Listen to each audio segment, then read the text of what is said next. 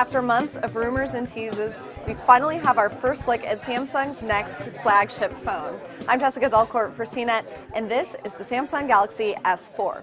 Now, it looks very similar to the Samsung Galaxy S3 that came before it. It has the same rounded shoulder design. However, it is different. It is thinner, just a little bit. It's a little bit lighter. And the back is also straighter. Comes in two colors, this frosty white color, and it will also come in a black shade for now.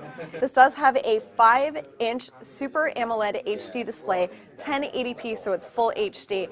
It runs Android 2.2 Jelly Bean, that is the most recent version. Has Samsung's TouchWiz interface on top of that as well. Samsung has added a lot more gestures and features onto this phone. You can move your hand across the screen with some of these features enabled. Some of these things are what you've seen in the Samsung Galaxy Note tablets and smartphones. One of those is AirView specifically, and that's where you can enable this. And because this phone doesn't have a stylus, you'll actually use your finger just to hover over. So you'll be able to preview certain things, you'll be able to preview pictures, preview videos, you'll be able to look at tabs with just your finger hovering instead of committing to opening it all the way. There have been a lot of rumors about eye tracking, and one of the implementations that we see here with the Galaxy S4 is called Smart Pause. So if you're watching a video and you look away from the screen, the phone will detect through the front-facing camera that you've averted your gaze, and it will pause your video for you and resume your video when you look back.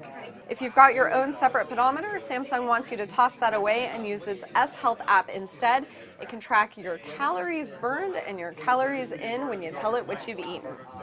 Like the HTC One, a competitor, Samsung's Galaxy S4 has an IR blaster in the front that will boot up an app.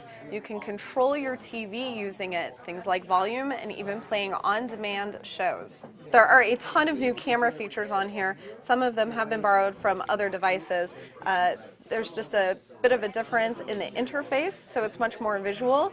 There are also more modes on here as well. It will support LTE, and wireless charging, we hear, depends on the different market requirements. So I take that as a soft yes. Battery is 2600 milliamp hours.